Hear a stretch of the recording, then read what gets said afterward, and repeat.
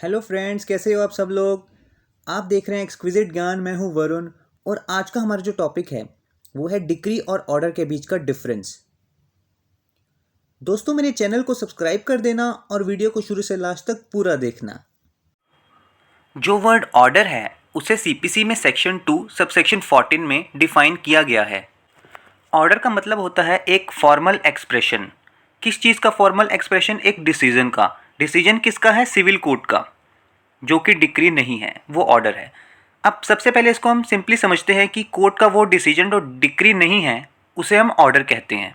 अब डिक्री क्या होता है दोस्तों? डिक्री के ऊपर पहले मैं एक वीडियो बना चुका हूँ, आप उसे चेक कर सकते हैं। अब इसमें ध्यान देने वाली बात यह है कि इसमें जो एक्सप्रेशन यूज़ किया गया है फॉर्मल एक्सप्रेशन, किस चीज़ का? एक डिसीजन का। सबसे पहले हम समझते हैं कि एक डिसीजन का मतलब क्या होता है। डिसीजन का मतलब होता है कि कोर्ट का निर्णय, अदालत का निर्णय, कोर्ट क्या फैसला करता है, कोई डिस्प्यूट को कैसे डिसाइड करता है, उसे हम कहते हैं कोर्ट का डिसीजन। ठीक है। अब फॉर्मल एक्सप्रेशन का मतलब क्या होता है? किसी चीज़ को फॉर्मली एक्सप्रेस करना। फॉर्मल एक्सप्रेशन का मतलब होता है कि फॉर्म की पूरी रिक्वायरमेंट्स पूरी होनी चाहिए। इसका मतलब ये नहीं है कि एक डिक्री या ऑर्डर किसी पर्टिकुलर फॉर्म में होना चाहिए, लेकिन हम इसे एक एग्जाम्पल से समझ सकते हैं। जैसे कि जजमेंट के बेसिस पर ही डिक्री आती है, तो हम एक कह सकते हैं कि एक टाइप का फॉर्मल एक्सप्रेशन है। अब एक एग्जाम्पल देखते हैं ऑर्डर का। Dismissal of appeal for default, मतलब एक पर्सन ने कोई अपील फाइल करी हायर कोर्ट में, उसकी अपील को डिसमिस कर दिया गया। किस वजह से? डिफ़ॉल्ट की वजह से। डिफ़ॉल्ट का मतलब क्या होता है कि एक पर्सन अपीयर ही नहीं हुआ कोर्ट में, फेलियर टू एक्ट और अपीयर इन कोर्ट, उसे हम कह सकते हैं कि वो उस पर्सन का डिफ़ॉल्ट है। तो अगर उसके बेसिस पे कोई अपील को डिसमिस किया जाता है तो उसे हम डिक्री नहीं कहते हैं, उसको हम ऑर्डर कहते हैं। तो ये एक ऑर्डर का एग्जाम्पल है। एक एग्जाम्पल हम ऑर्डर का एक और देखते हैं कि ऑर्डर ग्रांटिंग और रिफ्यूजिंग इंटरिम रिलीफ, कि जब कोर्ट ऐसा ऑर्डर पास करता है जिससे कि वो इंटरिम रिलीफ, यानी जब सूट चल रहा है, प्रोसीडिंग्स चल रही हैं, उसके बीच में जो रिलीफ मिलता है, जैसे कि इंजंक्शंस हो गया, स्टे ऑर्डर वगैरह, उसको अगर ऑर्डर ग्रांट करता है इंटरिम रिलीफ को, या फिर उस इंटरिम रिलीफ को रिफ्यूज़ करता है, तो उसे हम कहते हैं ऑर्डर, ना कि डिक्री। एक बात ध्यान देने वाली ये है कि जो ऑर्डर और डिक्री जो दोनों हैं, ये दोनों ही कोर्ट की डिसीजंस या एजुडिकेशंस हैं। अब कोर्ट का एक डिसीजन या तो डिक्री हो सकता है या ऑर्डर हो सकता है, दोनों नहीं हो सकता डिक्री और ऑर्डर कभी भी। तो अब ये जानना बहुत ज़रूरी है कि ऑर्डर और डिक्री के बीच में क्या फ़र्क है।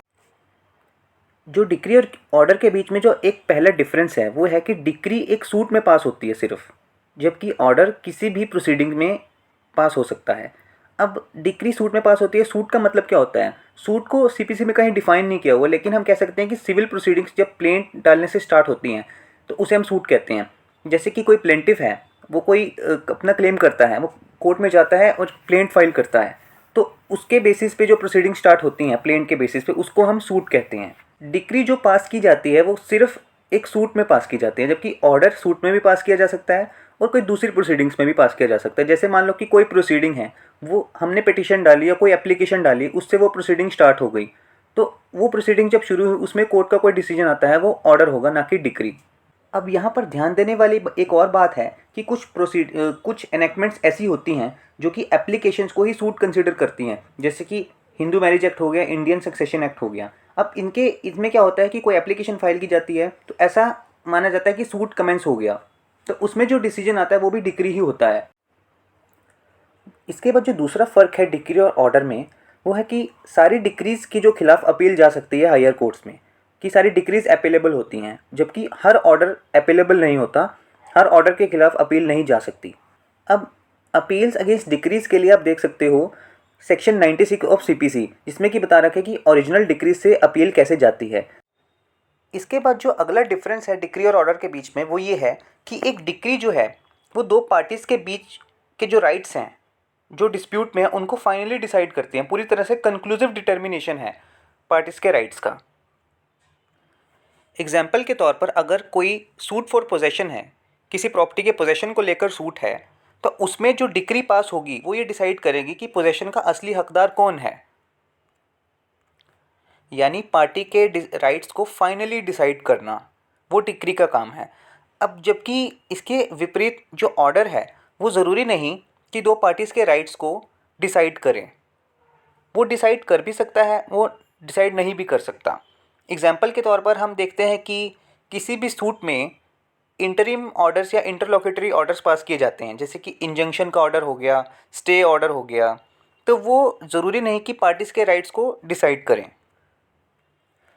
इसके बाद हम अगला डिफरेंस देखते हैं कि एक डिक्री जो है वो प्रिलिमिनरी डिक्री हो सकती है, फाइनल डिक्री हो सकती है, या पार्टली प्रिलिमिनरी या पार्टली फाइनल डिक्री हो सकती है।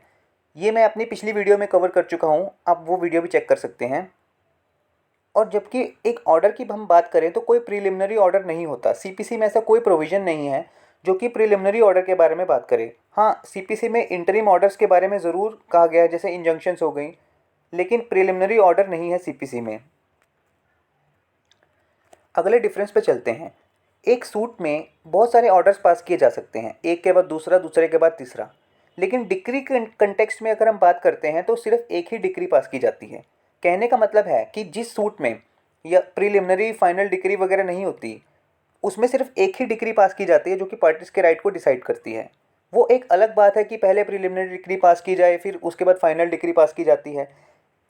उस केस में जिसमें सिर्फ और सिर्फ एक ही डिक्री पास की जाती है वो फाइनल डिक्री होती है, जबकि ऑर्डर्स किसी भी सूट में बहुत तरह के ऑर्डर्स पास किए जा सकते हैं।